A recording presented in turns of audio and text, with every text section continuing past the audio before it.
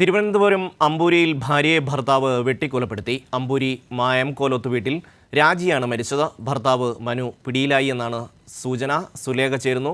സുലേഖ, എന്ത് സാഹചര്യത്തിലാണ് ഈ കൊലപാതകം? എന്തൊക്കെയാണ് ഇതിന്റെ വിശദാംശങ്ങൾ? ഷമി, ഇന്ന് ഉച്ചയോടെയാണ് ഇത്തരത്തിൽ ദാരുണമായ ഒരു സംഭവം തിരുവനന്തപുരം അമ്പൂരി മായം എന്ന് പറയുന്ന സ്ഥലത്ത് നടന്നത്. ഭർത്താവ് ഭാര്യയെ കത്തികൊണ്ട് കുത്തി കൊലപ്പെടുത്തുകയായിരുന്നു. മായം കോലത്ത് വീട്ടിൽ രാജിയാണ് മരിച്ചത്.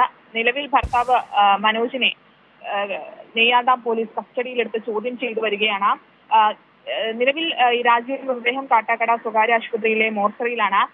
നമുക്ക് ബന്ധുക്കളിൽ നിന്നും ലഭിക്കുന്ന വിവരമനുസരിച്ച് രാജിയുടെ മുഖത്തും നെഞ്ചിലും കുത്തുകളേറ്റിട്ടുണ്ട്. അതിനൊപ്പം തന്നെ മൂക്ക് അത് ഛേദിച്ച നിലയിലാണെന്നാണ് ബന്ധുക്കൾ പറയുന്ന ഒരു കാര്യം എന്ന് പറയുന്നത്. ഈ തർക്കമുണ്ടാകുന്ന ഒരു സാഹചര്യം എന്ന് പറയുന്നത് ഈ ഒരു വർഷത്തോളമായി മനോജും ഒപ്പം രാജിയും വേർപെട്ട് താമസിക്കുകയായിരുന്നു.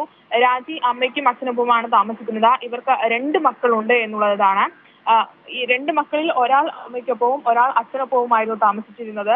ഈ ഭർത്താവ് മനോജ് സെബാസ്റ്റ്യൻ എന്ന് പറയുന്ന വ്യക്തി ഇന്ന് രാജിയെ കണ്ട് ഈ തർക്കങ്ങൾ പരിഹരിച്ച് ഒരുമിച്ച് ജീവിക്കാമെന്നുള്ളൊരു കാര്യം ആവശ്യപ്പെടുകയും അതിൽ നിന്ന് രാജി പിന്മാറിയ ഒരു സാഹചര്യത്തിലാണ് ഇത്തരത്തിൽ മനോജ് ഇത്ര ക്രൂരമായ ഒരു കാര്യം നടത്തിയതെന്നാണ് നമുക്ക് ബന്ധുക്കളിൽ നിന്ന് ലഭിക്കുന്ന വിവരം. നിലവിൽ പോലീസ് കേസെടുത്ത് അന്വേഷണം ആരംഭിച്ചിട്ടുണ്ട്. ഭർത്താവ് മനോജ് സെബാസ്റ്റ്യൻ ഇപ്പോൾ നെയ്യാന്താം പോലീസിന്റെ കസ്റ്റഡിയിലാണ്. ചോദ്യം ചെയ്തു വരികയാണ്. ഷമി, അമ്പൂരിയിൽ ഭാര്യയെ ഭർത്താവ് വെട്ടിക്കൊലപ്പെടുത്തി. സുലേഖയാണ് വിവരങ്ങൾ നൽകിയത്.